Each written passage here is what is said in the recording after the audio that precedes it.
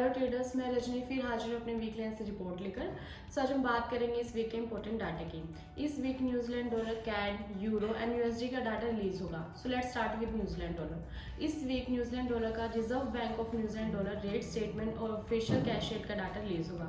अगर बात की जाए ऑफिशियल कैश रेट की, तो ऑफिशियल कैश रेट न्यूट्रल आने के चांसेस हैं। फोरकास्ट के अकॉर्डिंग डाटा 5.50% आएगा, जो कि प्रीवियस 5.50 के ही इक्वल है। अगर बात की जाए reserve bank of New Zealand rate statement की, सो वो 10 अप्रैल को रिलीज होगी। सो इस वीक न्यूजीलैंड डॉलर साइडवेज रहेगा। आइए अब बात करते हैं कैड के बारे में। इस वीक कैड का monetary policy report, BOC press conference और ओवरनाइट रेट का डाटा रिलीज होगा।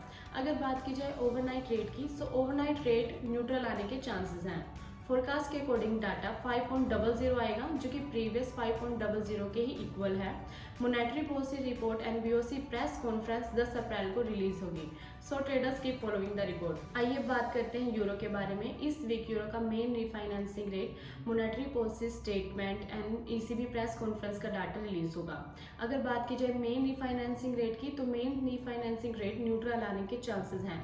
फोरकास्ट के अकॉर्डिंग डाटा 4.50% आएगा, जो कि प्रीवियस 4.50 के ही इक्वल है। Monetary policy statement and press conference 11 अप्रैल को रिलीज होगी।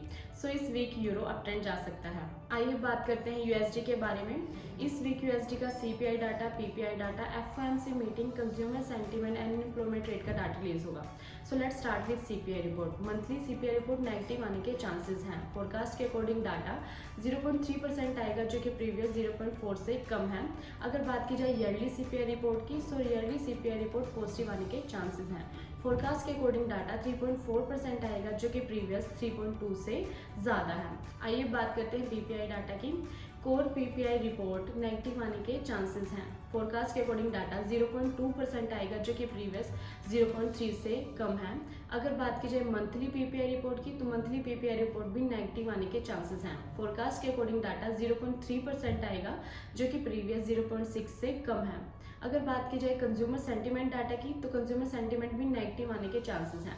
फोरकास्ट के अकॉर्डिंग डाटा 79.0 आएगा, जो कि प्रीवियस 79.4 से कम है। अगर बात की जाए अनएम्प्लॉयमेंट क्लेम की, अनएम्प्लॉयमेंट क्लेम पॉजिटिव आने के चांसेस हैं। फोरकास्ट के अकॉर्डिंग डाटा 217K आएगा, जो कि प्रीवियस 221K से कम है। अगर बात की जाए एफओएमसी मीटिंग की, तो एफओएमसी मीटिंग 10 अप्रैल को रिलीज होगी। सो ओवरऑल इस वीक यूएसडी डाउन ट्रेंड जा सकता है।